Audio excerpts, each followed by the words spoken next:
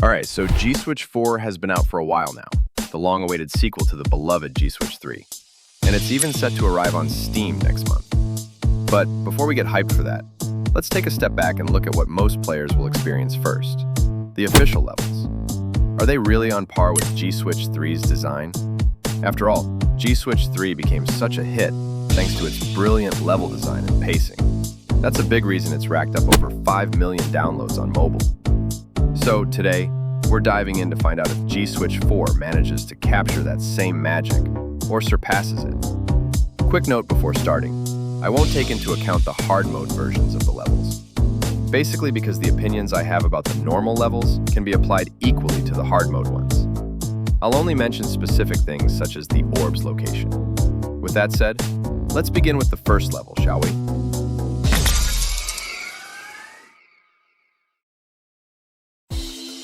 After entering the first level, the player will see a pop-up window that explains the main mechanic, changing gravity. You can do this by clicking anywhere, whether it's your mouse or a key on your keyboard. To test it, the game throws a simple obstacle at you, a white column blocking your path. You'll need to flip gravity to dodge it. After a few jumps, the level introduces diagonal tiles, which change the trajectory of your jump depending on their rotation. A few more jumps are required to continue until you first encounter speed tiles. Pretty self-explanatory. And then a new gimmick never seen, springs, which, again, does exactly what you'd expect. Within just one checkpoint, the player has learned all these mechanics naturally through play, without a single tutorial box popping up except for the initial one. This will be the rule and not the exception throughout the game.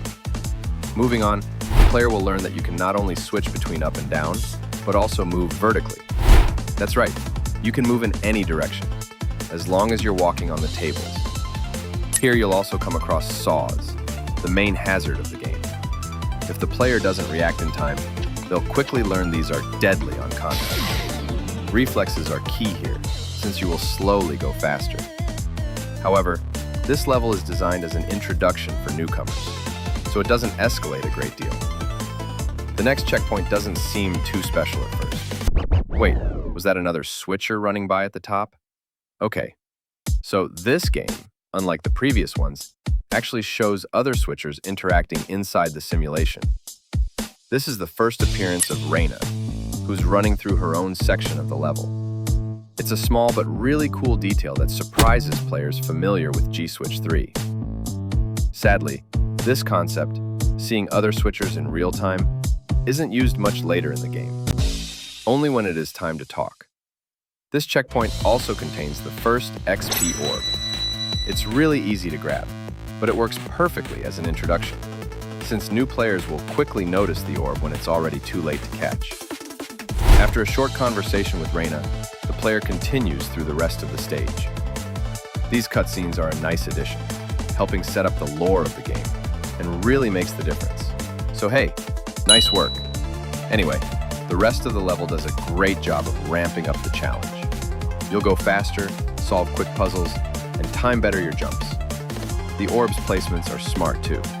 They're always visible, so that they encourage players to experiment, to take risks. And remember this, because it'll matter later. Overall, it's a pretty solid first level. A smooth introduction that teaches mechanics naturally and sets the tone for the rest of the game. And now that the player knows the basics, let's see how level 2 manages to innovate.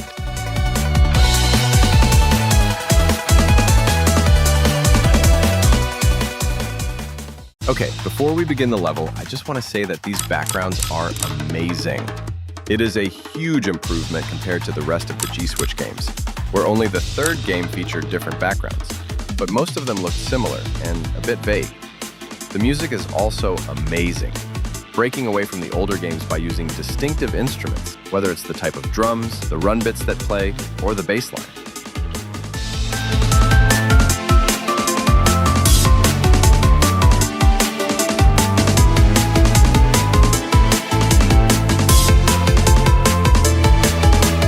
Kudos to Aleix Ramon, the musician, and Frederico Martins, the artwork designer, for doing such stunning work. With that out of the way, let's go. G-Switch 4's second level feels like a smooth continuation of the first. We begin with a small puzzle involving inverters that need to be broken before continuing forward. Nothing complicated, feeling like a natural way to reintroduce the player to the game's physics after the— Wait, did we just miss an orb already? Yep, right off the bat. The first orb of the level is hidden behind an awkwardly designed setup that requires jumping right before falling into the normal path. Then, going back the way we've just come from to enter a hidden area inaccessible before. Conceptually, it's fine. The idea of returning through the same path is neat, but the execution just doesn't land. The recovery route feels clumsy and unintuitive, which I think is skipping the checkpoint. Yeah, not easy to assimilate. This makes people just rather die to reset, instead of reincorporate them in the level seamlessly like they did before. This kind of design wasn't really a thing in G-Switch 3, where every orb felt like a more skilled route that you would always give a try whenever you saw them. Here, however, it feels more like an afterthought, as if the orb was added after the level was finished, just for the sake of adding them, instead of building the level with the orbs in mind. But hey, this could have been just one rough orb placement. Maybe it's a one-off, right? Right? Anyway, moving on, we're introduced to a twist to an already existing mechanic: reverse speed tiles, which only were used in G-Switch 3 just for multiplayer levels. We already know that the speed tiles make you go faster, but now we discover that if they're placed in the opposite direction of your movement, they slow you down. This is a fantastic example of teaching through design. No pop-ups, just clever presentation. It instantly makes sense and opens up so many possibilities for later levels. After a few jumps using springs, we meet a new switcher, Mac. He just appears, no introduction like Reina had in the first level, just runs across from the opposite side. The same happens with his brother Max later on. It's a bit underwhelming compared to Reina's debut, where you were shown how she was running through her own level. But still, it's nice to see more characters with their own stories moving in the simulation. It adds liveliness to the world, even if you run into them. But again, you've guessed it. We've missed another orb. How is it hidden, you may ask? Maybe you have to time a spring jump perfectly? Maybe squeeze through a tight tunnel between saws? Or maybe just backtrack off path to grab it for free? Okay, these orbs definitely have a problem. When I first played this level, I didn't even notice the orb existed until checking a guide on YouTube. That's not a good sign. The issue here is design philosophy. In G-Switch 3, orbs were visible. You saw them, you wanted them, but getting them required skill, whether it's timing better a jump or trying things out around the orb. Here in G-Switch 4, especially in this level, the orbs rely more on exploration and big detours than on skill. You're not rewarded for mastering the game's movement. You're rewarded for guessing where the designer might have hidden a wall jump. It feels less like a test of reflexes and more like an Easter egg hunt gone wrong. If you've watched my tips and tricks for level creation video, you might remember what I said. A good orb should always be visible, but out of reach. That way, the player instantly notices it and starts thinking, how can I get there? It sparks curiosity. Hidden orbs that you can't even see unless you go out of bounds miss that idea.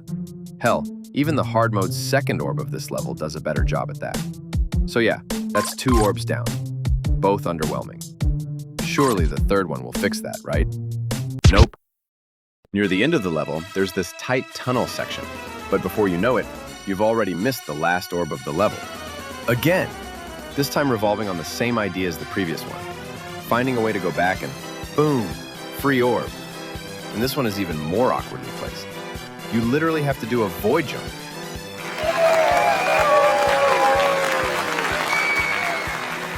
At this point, it's less of a skill check and more of a congratulations, you broke the level moment.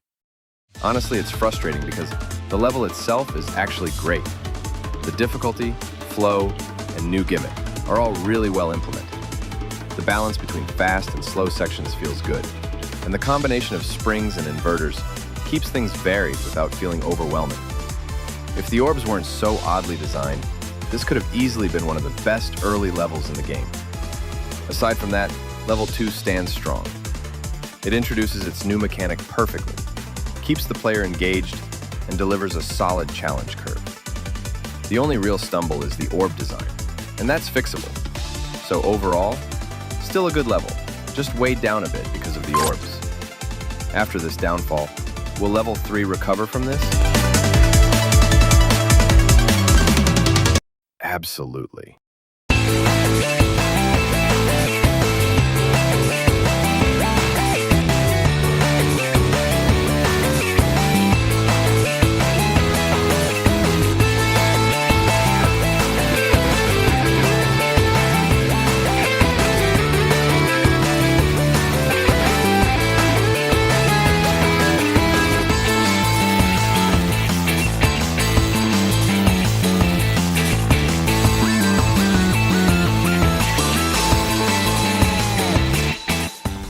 Level 3 is where G-Switch 4 really starts to show its full potential. Compared to the somewhat clunky orb design of Level 2, this one feels tighter, more confident, and just plain fun to play from start to finish. Right away, the game introduces what is, for me, one of the best mechanics yet: the rolling saws. Mobile, unpredictable hazards that instantly change how you approach the terrain. They move along tiles just like you, forcing the player to anticipate danger dynamically, instead of just reacting to fixed obstacles. What's brilliant is how the level introduces them. A single rolling saw appears, giving you a few chances to dodge it as it follows you around. It's simple, but it teaches everything you need to know. They move, they kill, and they demand attention. And here's the detail that makes it even cooler. In the hard mode version, the rolling saws can destroy normal saws. That's such a clever touch. It shows that hazards can interact with each other, not just with the player. It adds depth to this new gimmick and opens up potential for more creative puzzle design later on. The introduction of this mechanic is, honestly, perfect. It's clean, visually clear, and immediately satisfying. But right after that, something glorious happens. A visible orb. Finally! After the frustration of Level 2's hidden collectibles, this one shows just enough to know its location and grab it with a clean, well-timed switch. It's placed beautifully, easy to spot yet not free. This is exactly how orbs should work. A visible goal that tests your skill, rather than your ability to find ways to break the level. Now, if I have one small critique with this level, and it's really just a nitpick, it's that the rolling saws don't get as much use as they deserve. They appear across 3 checkpoints, but only the introduction really pushes the mechanic. The rest of the time, they just move along the floor in one direction as standard hazards. Given how interesting they are, it sort of feels like a missed opportunity. Imagine chase sections where you're racing to outrun one, or puzzles where you have to time switches to make a saw clear a path for you. The concept has so much potential, but I understand why the designer kept it simple here. This is, after all, an introduction level for the mechanic, and overcomplicating it this early might overwhelm new players.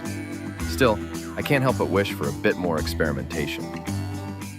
Visually and tonally, Level 3 feels lighter compared to G-Switch 3's equivalent stage, Purple Dreams. That one had an eerie, almost oppressive mood, backed by a dark purple background and intimidating music. G-Switch 4 takes a different route. This level doesn't try to be scary or mysterious. It's more focused on fast-paced flow and mechanical learning. Considering there are supposedly going to be 8 total levels in the final version, including the Steam release, this makes sense. It's still early in the game's progression. That said, I would love if one of the later stages recaptured that same "I'm screwed" energy from Purple Dreams. It added so much atmosphere and tension to the old game. Story-wise, we also get more character interaction here. Reina makes another appearance, this time alongside Dragon. Reina is serious and determined to escape the simulation. Dragon seems more interested in just running around. My kind of switcher, honestly. These little moments do a lot to humanize the characters and make the simulation feel alive. That you are not alone running around, and they keep the pacing from feeling too mechanical. Back to the gameplay, though. The remaining 2 orbs in this level are just as solid as the first one. They're both visible, positioned smartly, and require mastering the jump rather than luck. This is exactly the kind of design consistency Level 2 was missing. The orbs here follow the classic G-Switch 3 philosophy. Easy to see, hard to get. To wrap it up, Level 3 is a massive improvement, both in design and pacing. It balances new mechanics, teaches them smoothly, and brings back the satisfaction of skill-based play. The rolling saw introduction is phenomenal. The orb placements are spot on, and the level manages to feel both challenging and intuitive. By this point, you've mastered all the basic mechanics, and the game is clearly preparing you for what's to come. But hey, we've hit Level 3 already, and historically, G-Switch games only have 3 levels. So that's it, right? 3 levels done, right? Here we are, the first ever 4th level in a G-Switch game. Up until now, every previous title stopped at 3, so this one already feels like uncharted territory. And what a debut it is. When Level 4 finally released, it took quite a while after G-Switch 4's initial drop, and it was absolutely worth the wait. This level has by far the most story content in any G-Switch entry to date. There are 4 full dialogue scenes, which really flesh out the lore and personalities of the Switchers, and we finally get answers asked from the first games. But to keep things focused and not make this a 40-minute breakdown, let's stick to what matters most, the gameplay, because this level has a lot. And don't get me started on the music.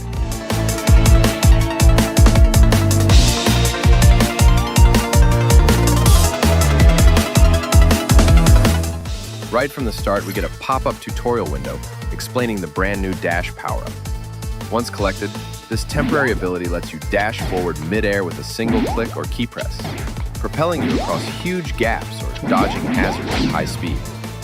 The dash adds a new layer of complexity to the familiar formula. You're no longer limited to switching gravity. Now you have a tool that lets you extend your airtime. And the best part? The level uses it everywhere, unlike Level 3. Every checkpoint integrates the dash mechanic in a new way. The rolling saws return too, and now they're used with much more creativity. In fact, one checkpoint even does a small puzzle involving them, something that wasn't explored deeply before. It's a nice sign of progression. The developer is clearly learning how to integrate old mechanics alongside new ones, rather than discarding them after their debut. However, the first version of this level wasn't exactly perfect. You see, Level 4 has a difficulty spike. Almost every checkpoint was fast-paced, and if you combine that with the dash that made you dash through a lot of distance, you get dashing through wide, empty stretches of nothing. Sometimes you had to dash early, sometimes late. The level gave almost no visual cues for when to do which. I actually talked about this issue in the Discord server, and to the developer's credit, he completely agreed. A while later, the level was patched, and the solution was genius in its simplicity. He added saws. By adding saws to mark the way to follow, the game suddenly gave players a sense of orientation and timing. You could now see where it was safe to dash and where the danger zones were. It fixed the flow completely. Instead of guessing when to move, you could plan it visually. It's a great example of how small changes can make a massive difference in level design. After this update, the level transformed from frustrating to phenomenal. Now, the level feels fast but responsive. The dash sections blend perfectly with gravity shifts, curved tiles, and springs. It's the most kinetic and varied gameplay we've ever seen in the G-Switch series. The pacing is immaculate. Intense moments of precision platforming, followed by smoother sequences to catch your breath before the next high-speed section hits. As for collectibles, the orbs in this level follow the classic rulebook: visible, out of reach, and demanding precision to grab. It is noticeable that this level has arrived after the game's release. Be careful though, they're harder this time. Some of them require the tightest of timings, but they're fair, and more importantly, they feel rewarding. In my opinion, this is not just the best level in G-Switch 4. It might be the best G-Switch level ever made, gameplay and story-wise. It refines the mechanics introduced before, and manages to deliver something that feels both fresh and familiar at the same time. And I swear to God, if the next levels are like this, I am going insane. Jokes aside, Level 4 is the most complete and fun level in the series so far. The only things I could complain about are just nitpicks, such as this jump. which I think it's a bit of a user-created type jump. The rest is awesome. Everyone was freaking out when it first arrived, so that must mean something. So, after playing through all the levels we've seen so far, the question from the very start still stands. Is G-Switch 4 better than G-Switch 1, 2, and 3? Honestly, yeah, I think it is. It's not just another sequel. It's the most ambitious entry yet. You can tell Serius Games really took their time to make this. And honestly, that's what makes it so exciting. Because even though G-Switch 4 already feels massive, it's still not done. We've got more levels coming in the Steam version that arrives next month. And if they're anywhere near as good as level 4, then I'm confident they'll be amazing. This is a franchise I've literally grown up with. I've played every release, from the old Flash days to now. And seeing how far it's come, honestly, makes me happy. I genuinely wish this game the best. It deserves to keep going, to reach more people, and to show how a simple idea, one button, gravity, and speed, can still feel fresh more than a decade later. If the next levels follow this same energy, G-Switch 4 might just become the definitive version of the series. And honestly, I can't wait to see it. So that's the end of the video. I hope you've liked it. I took a ton of time to create this, so a like would be appreciated. Also subscribe, why not? See ya!